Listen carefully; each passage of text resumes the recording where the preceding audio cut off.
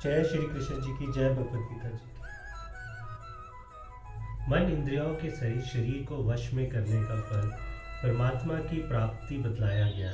अंत परमात्मा को प्राप्त हुए पुरुष के लक्षण जानने की इच्छा होने पर अब दो श्लोकों द्वारा उसके लक्षणों का वर्णन करते हुए उसकी प्रशंसा करते हैं। ज्ञान विज्ञान तात्मा कुटस्थो विजिते इंद्रिय युक्त इत्युच्यते योगी समलोष्ठाशम का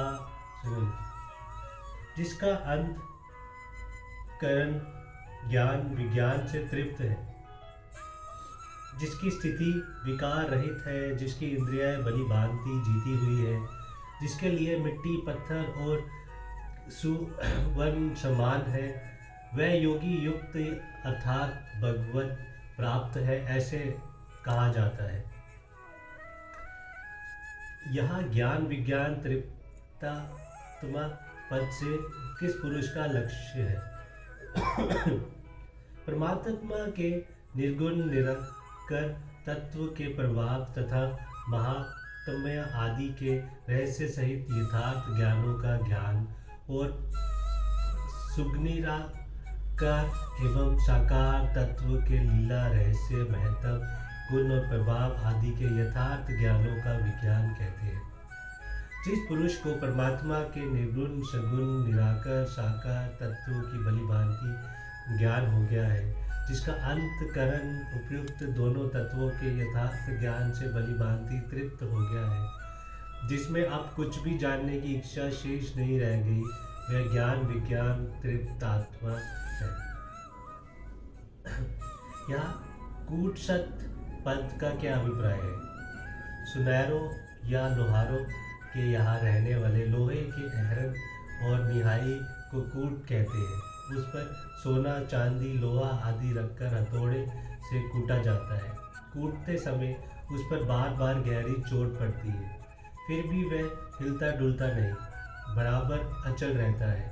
इसी प्रकार जो पुरुष तरह तरह के बड़े से बड़े दुखों के आ पड़ने पर भी अपनी स्थिति से तनिक भी विचलित नहीं होता, जिसके अंतकरण में जरा भी विकार उत्पन्न नहीं होता और जो सदा सर्वदा अचल भाव से परमात्मा के स्वरूप में स्थित रहता है, उसे कूटस्थ कहते हैं। विजितेंद्रिय का क्या भाव है?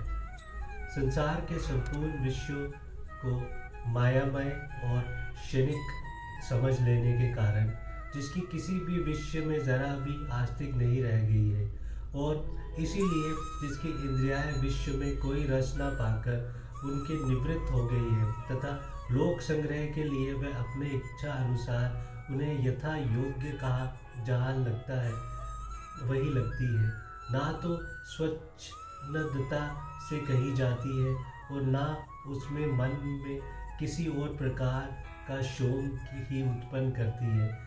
इस प्रकार जिसकी इंद्रिय अपने अधीन है वह पुरुष विजितेंद्रिय है। समलोष्ठ शम का क्या भाव है? मिट्टी पत्थर और सुवर्ण आदि समस्त पदार्थों में परमात्मा बुद्धि होने जाने के कारण जिसके लिए तीनों ही सम हो गए हैं, जो ज्ञानियों की भांति सुवर्ण के आसक्त नहीं होता और मिट्टी पत्र आदि के द्वेष नहीं करता, सबको एक ही समान समझता है, वह समलोष्ठ षट् शम कांचन है।